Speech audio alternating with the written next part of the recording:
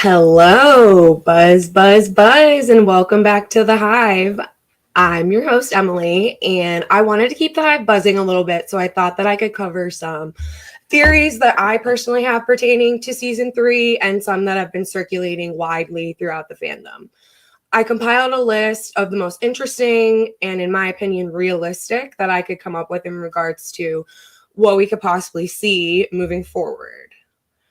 Let's see what we have here. These are in no particular order. I didn't rank them or anything like that. I just made a general overall list. So we'll start off with, this is probably one of the most popular ones. And hi, Angie. One that, and there's a few reasons for that.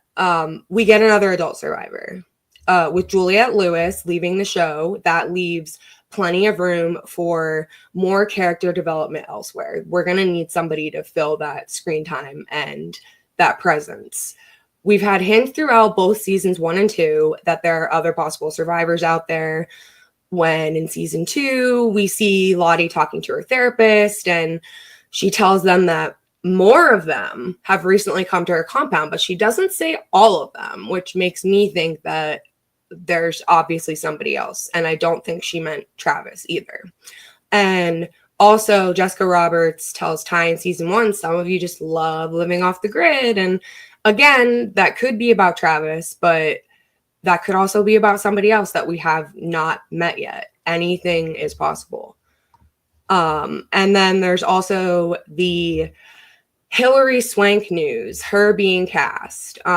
With that news, that has opened the door for rampant speculation that she's going to play an additional adult survivor, with most thinking that it will be Melissa based off physical appearance. And I don't know about you guys, but I really don't have an issue with that. Hi, Sarah. Oh, thank you, Rita.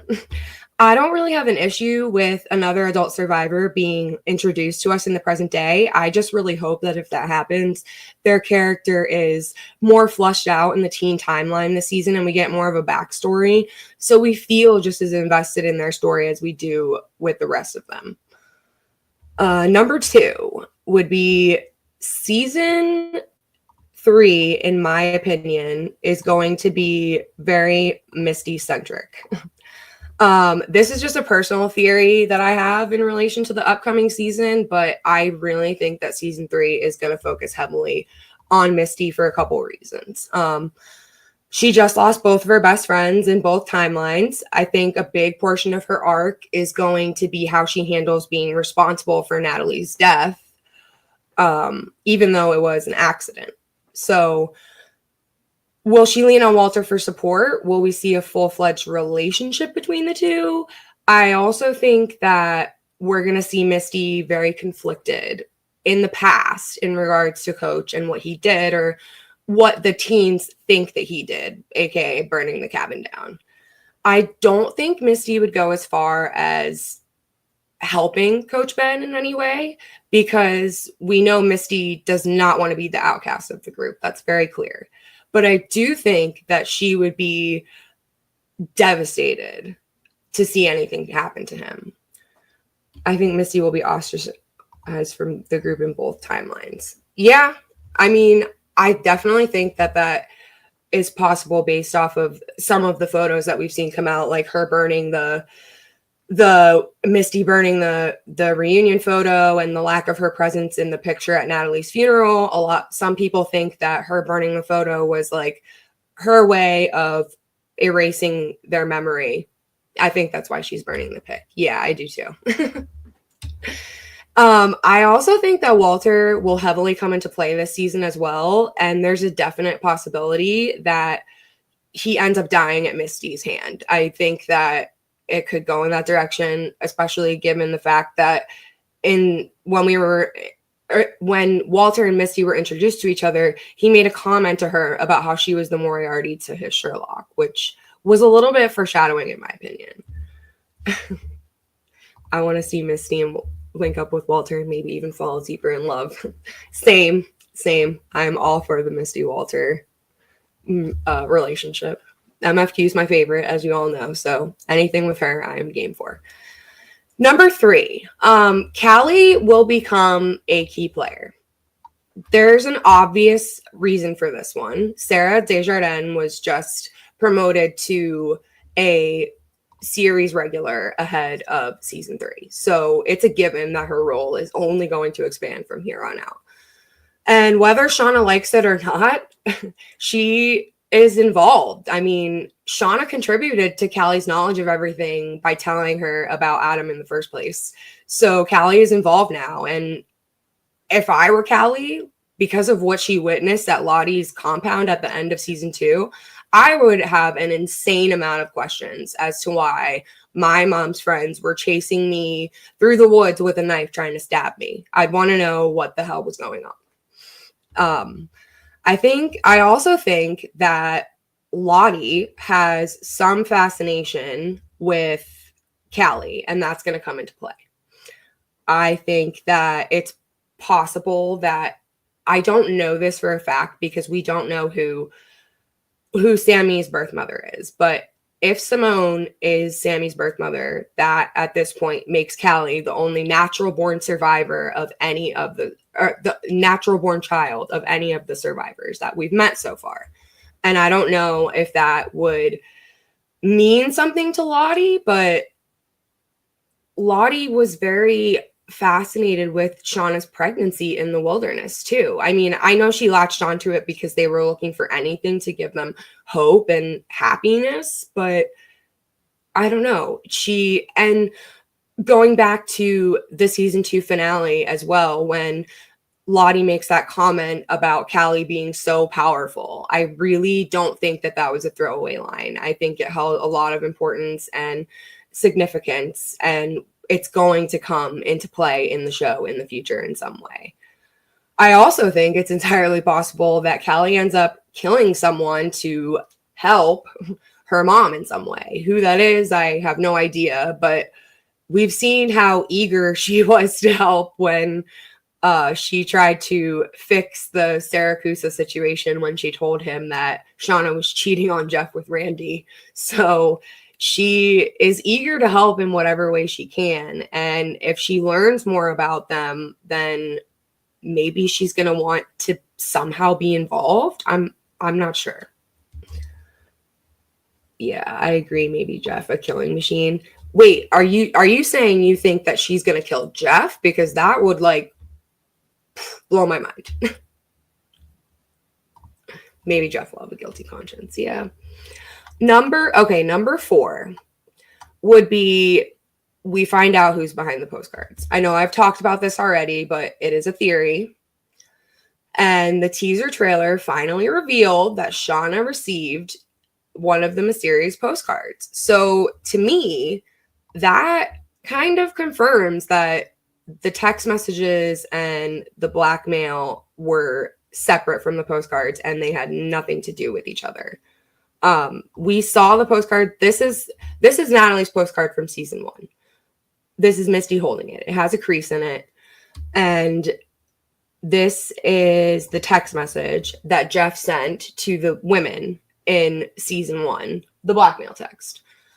And one of my questions or observations, I guess you could say, is look at this text message and look at the way that the symbol is typed out. That to me shows that he had no idea what he was doing. Can you imagine how long it took for him to actually physically type that out on a keyboard on a cell phone? Because those are lines and dashes and dots. He could have made a graphic. He could have taken a picture. He could have done so many things that would have made this so much easier for himself. But I mean, maybe that was part of his plan. I don't know. And this is Shauna's postcard that, well, I mean, we don't see the postcard, but we're all obviously assuming it's a postcard given the envelope and the writing on it and the symbol. Screams amateur. Jeff was exhausted by the time he finished the symbol. Yeah, exactly. That's what I mean. And the fact that Randy was his partner in the blackmail and helped him. Like, do you really think Randy and Jeff are going to come up with the idea of sending postcards through an online app that are supposed to be not traceable? I just think that's above Jeff's thought process, if you will.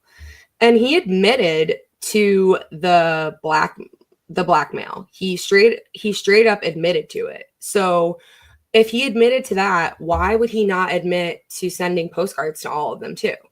Another thing is, in regards to where Natalie even was when she got her postcard, Natalie was in rehab half across the country. So how would he have known where she was to send the postcard there in the first place? They had no contact with each other. We have seen that there is clearly some kind of bad blood between Misty and Shauna for some reason. And I think we're going to get a little bit of information about that in season 3 with the power struggle that we're more than likely going to see between Nat and Shauna, because I think Shauna is going to be the one to try to take that power from Nat. I genuinely believe that the sender has to be someone else from the wilderness that comes into play this season, or it could be somebody that we've already met and we just don't know it yet. Could it be Walter? Could it be Misty? I know a lot of people think that Misty is the person that's actually behind everything and pulling the strings. There is no reason that Jeff would send the postcard saying, "Wish you were here," with a picture that looks like the wilderness. Yeah, that too. Maybe Bad Ty sent the postcards. That was a thought that crossed my mind too, honestly. This is what I'm hoping for. I would love nothing more than to get a Coach Ben present day reveal and have him be the one that sent the postcards. Why he waited 25 years is a great question if it is him, but I hope that we would get answers as to why if it is him. I think that's a long shot, but it's one of my hopes. All right. Number 5. Ben didn't burn the cabin down. As we all know, this show is big on misdirection. Sometimes confirmation of a plot point doesn't happen until we visibly see it with our own eyes. So could Ben burning down the cabin have been a big misdirect and a red herring? Like, we all obviously saw him grab the matches and the rope, and he was very clearly devastated when he saw the group crowning Natalie as their leader after he thought that they somewhat had a mutual understanding about the rest of the group, and he viewed her as the only one that really understood him and his only real ally out there. He clearly thought that she had joined the dark side because they had a conversation about it before they all hunt Natalie, and Natalie says even Javi joined Lottie's group, and Ben makes a comment about Natalie being jealous, and we know Natalie's not jealous, but we don't actually see the act of the cabin catching on fire. That's another thing. By the time Shauna realizes that the fire is happening, it had to have been burning for a significant enough amount of time for the exterior to be engulfed in flames. Fire spreads quickly, but I can speak from personal experience. I had a house burn down a long time ago, and I was the one that discovered it. So from the moment that I discovered the fire until the fire actually came inside the house was about 10 minutes. But the fire had to have been burning for at least 20 minutes before I even noticed that it was there. So that makes me think that that could mean that it could have been someone else. If I've seen it going around the fandom, a theory circulating and gaining traction that it's Dark Ty, and she was the one who actually set the fire in her fugue state. If that's true, then she could have had enough time to get back inside. And another thing that a lot of people point out is that a lot of people think that the doors were tied shut or something like that. I don't think the doors were tied shut at all. I simply think that the wood swelled and the doors jammed, because when wood gets hot, it swells. So I don't think that them not being able to open the doors was because anybody blocked the doors from them being able to open them, if that makes sense to you guys. Maybe Van saw her do it. Maybe Van saw it happen because Van followed Ty when Ty sleptwalked. And so she covered it up so Ty wouldn't have to pay the price and face the consequences of her actions. At this point in the teen timeline, I don't think anyone other than Van even knows about Ty's sleepwalking. So if that's a secret that she wants to keep hidden and protected, then maybe Van and Ty just throw Ben to the wolves and let him pay the price for Ty's actions, because they are genuinely afraid of what the other girls would do if they found out. Could this be the thing that makes her confess to the rest of the group about what's been going on in regards to her sleepwalking, if it was her and she does realize that she set the fire? Because I don't think if Ty set the fire, she was awake when she did it. I think she was definitely sleepwalking if it was her. It would be interesting to see how the other girls would respond to learning that information, that she has been sleepwalking and that she discovered these symbol trees and that her and Van made this map in the forest of the woods and the map created a symbol. That would be very intriguing to all of them, I think, because they're buying into what's happening to them, and that only feeds that fire.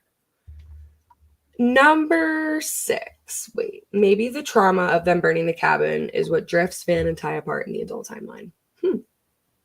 That could be, for sure. Thank you, Simone. Okay, number 6, sorry. We see a split in the group towards the warring tribes. Now, I keep racking my brain for possible scenarios as to how things could get darker and crazier in the teen timeline, besides having to eat your own friends and teammates in order to survive, which is pretty dark and gruesome if you ask me. One possibility, I think, would be that even after the weather warms up and there are animals for them to hunt, that some of them may want to continue with the hunt purely for sport, and some don't, which causes a divide in the group. Maybe Lottie might insist that the wilderness still needs sacrifices, so they might continue on with the card draw and sacrifices, or at least they want to. And Nat would be the obvious opposition to this, because there's no reason to be hunting your friends when you have access to a food source. It's obviously a different story when you don't have anything. But why would you want to do that when you can go hunt a deer? Just doesn't make any sense. I think there's also a good possibility that we see someone refuse the draw and we actually see the submit or run rule established and created in real time. Because when they do the card draw in the adult timeline and Shauna gets chosen, I can't remember the exact wording, but she says, "Are you guys seriously going to do this?" And she starts to walk away. And Lottie says, "Shauna, you can submit or you can run like we used to." So clearly they formed some kind of rule that says, if you get chosen, if you don't want us to kill you, you can run away, but we're going to chase you. From the hunt in the present timeline, it looked like they had adapted that as a way to sacrifice and or give themselves relief from the hardship. That makes sense too. Yeah, kind of make them feel a little bit less guilty about it by giving the person a chance to get away, essentially. Okay. Number 7. Now, I know this one is not going to be a popular one, and it's not a fan favorite by any means, but I had to include it. I've toyed with the idea of Saracusa returning for season 3 for quite some time now. He was the absolute perfect villain antagonist in the adult timeline throughout season 2, specifically for Shauna and Callie, as we all saw. And they're going to need some type of antagonist moving forward, some bad guy, because I think they have all come together at this point. So I don't think any one of them, other than the mysterious postcard sender, would be perceived as the bad guy. So they're going to need some type of antagonist moving forward. Could he come back to avenge Kevin Tan's death and Walter framing him for Adam Martin? I don't know about you all, but I've watched season 2 quite a few times now, and the more I watch it, and the more I look at Walter's cover-up of Adam Martin's death, when you look at it surface level, it's great. He wrapped everything up in a bow. It's all taken care of. But if you do any digging and look at it for longer than a couple seconds, there should be questions, at least from law enforcement. Like, why was Kevin Tan shot in the back of his cop car after he was already dead? I would assume that they would do an autopsy in this situation, and an autopsy would 100% reveal the fact that he had a lethal amount of phenobarbital in his system. So they're going to want to know who poisoned him, and because that was the cause of his actual death. So there are clear holes in Walter's cover-up. Very clear holes. Will he return to attempt to poke holes through them? I don't know, but while I didn't care for him, I felt like he added to the story. He added to the adult timeline, because if he wasn't the one prodding the Adam Martin case, then the women might not have done a lot of what they did, in my opinion. He got there when everything was culminating to a head in the adult timeline, and went there specifically to find Shauna. So I don't know. I'm not sure whether he's actually going to return, but I don't think we should completely count him out 100%. Okay, number 8. Nat will protect Coach and be outcast by the group or lose her leadership role. I think that there is a very, very, very good chance that Natalie is going to attempt to protect Coach from the rest of the group after the cabin fire. We know she knows where he is. She's the one who told him about Javi praying to the symbol tree in the first place. So 100% she knows where he went. Given their relationship and Natalie kind of feeling like she is the one that needs to protect everyone. I mean, she's the provider in the sense that she's the one going out every day to look for food for everybody. So given that, and that makes me think that she will keep his location a secret from the rest of the group, and possibly even go as far as maybe bringing him supplies of some kind to aid him. Because let's be honest, being alone in the wilderness with no form of shelter, with one leg, how are you going to survive for very long? We know he's resourceful and we know he knows how to do things. I mean, he's the one that taught them how to properly handle the gun, but he taught them because he wasn't able to do those things anymore. He was relying on them to do those things. So what's he going to do now without their help? I mean, we saw the picture of, or not the picture, the image in the teaser of him standing in front of what looks like, I thought it was a noose, but I've been told it's a snare. But to me, it looks really high up to be a snare. So that's why I thought it was a noose, because it looks like it's hanging from a tree. But anyway, so does he set snares to try to provide food for himself, or does she help him do that? Or does she hunt for him? Who knows? I definitely think that she's going to at the very least protect him in some kind of way. I think Nat has been so haunted by what she did to Javi that she will need to cling to some form of stability as long as she can. Yeah. I mean, it's so obvious that she never, ever forgave herself for what happened to Javi. She genuinely, wholeheartedly believed that it was all her fault. And I don't view it as her fault, because fight or flight. Like, if you were in that situation, what would you do? I think Nat and Misty help Coach secretly. See, I don't know about Misty, because Misty is so quick to throw anybody under the bus to make herself more likable and to put someone else down and take the focus off of herself. She called Jackie out so fast in season 1 when Jackie didn't say thank you for the bear meat when Lottie was giving that sacrificial prayer she gave, thanking the wilderness for providing them with sustenance. And she's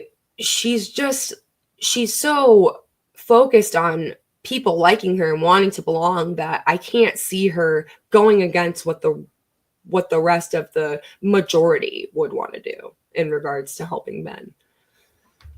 Eventually, somehow, someone is going to discover what she's been doing. Maybe it's Misty that discovers what she's been doing.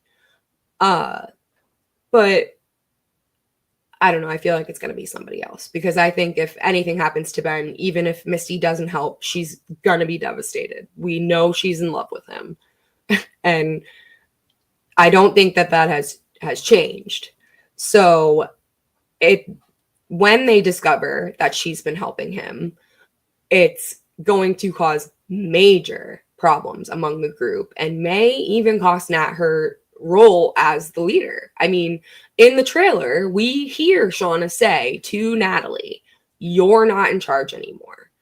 And it appears that it looks like they're holding some kind of trial with a makeshift gavel. So are they having wilderness court to put Ben on trial for what he did, and they revoke Nat's leadership in the process? I think that Shauna is going to be the one to try to grab a hold of it, because just given what we've seen and the quotes that the creators of the show have said about resentment building and continuing to build and carrying over into the next season. So, oh wow, I didn't even think about this. Just thinking about Nat and Kevin dying on the same day at the hands of Misty and Walter. It's fine. I'm fine. Yeah. That's ooh. Okay. This is my last one, and it kind of goes hand in hand with the one that I just went over. And it's that the Antler Queen role is going to switch hands. We all saw Nat get crowned as the group's leader after she escaped death. Lottie told the group that she didn't deserve to lead them anymore because she lost the ability to hear the wilderness. But Natalie deserved to be the leader because they tried to kill Natalie and they were unsuccessful. And that meant something to Lottie. So if Nat does something to upset the balance and the power structure of the group, like help coach, stay hidden from the rest of the group and the team to avoid judgment for the cabin fire, I could definitely see her being stripped of that title. Nat's inability to hurt coach may be the thing that does her in and makes her lose her role of power over the group.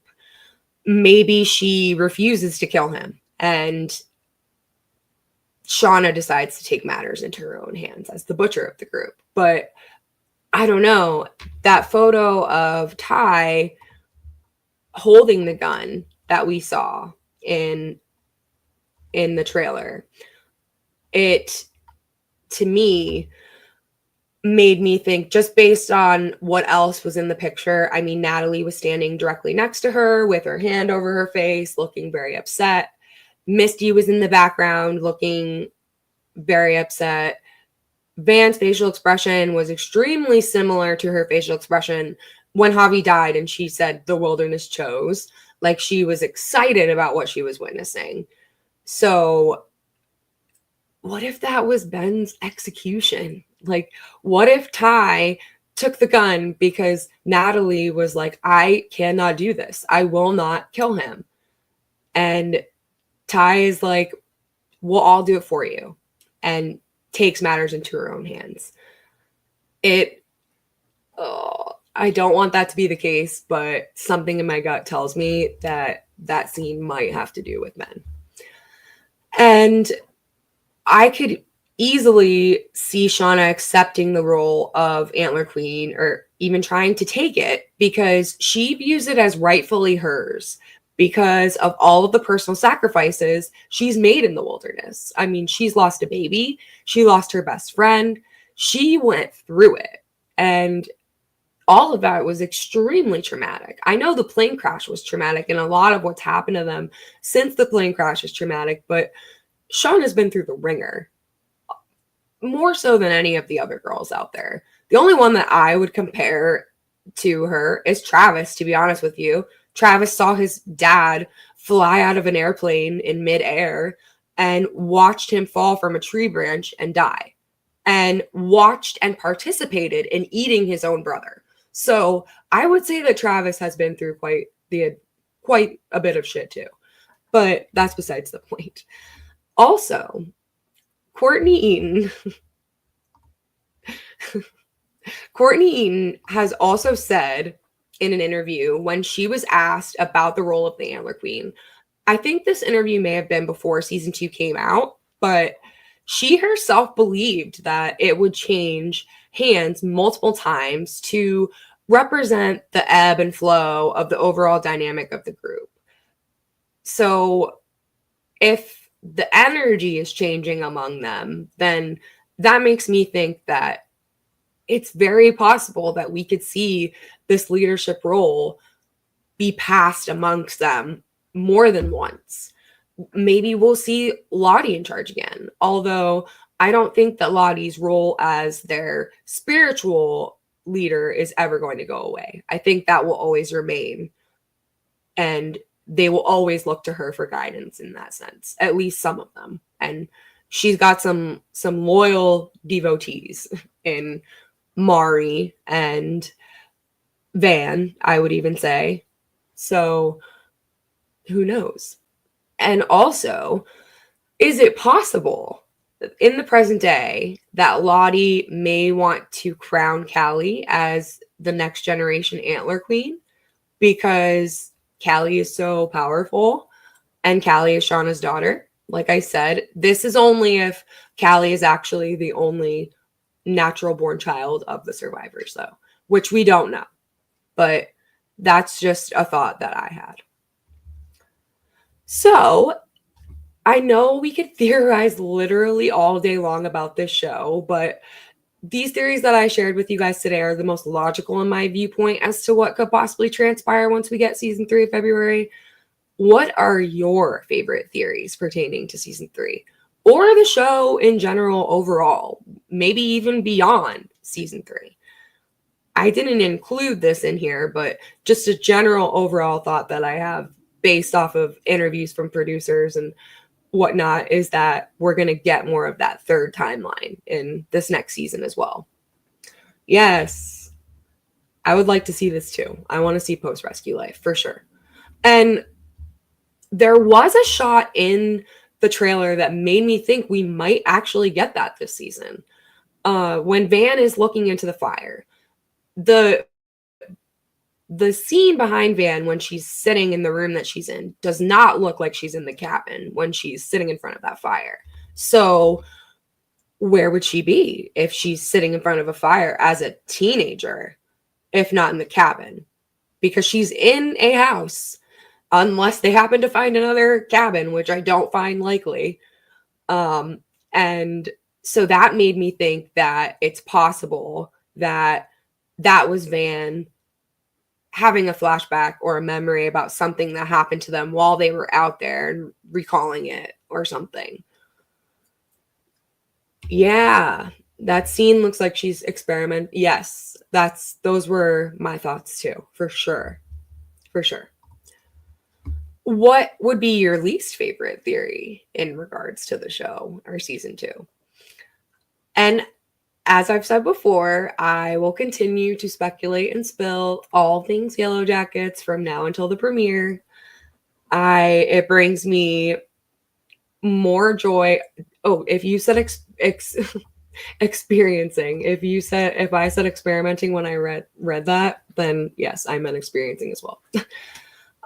But yeah, I will continue to cover the show when breaking news comes out. I am going to be posting a weekly clip called Sunday Shorts with a little bit of information about my thoughts on season 3 from now until the season premieres, and any breaking news I will obviously be all over. So as always, thanks for buzzing in and joining me. And until I spill again.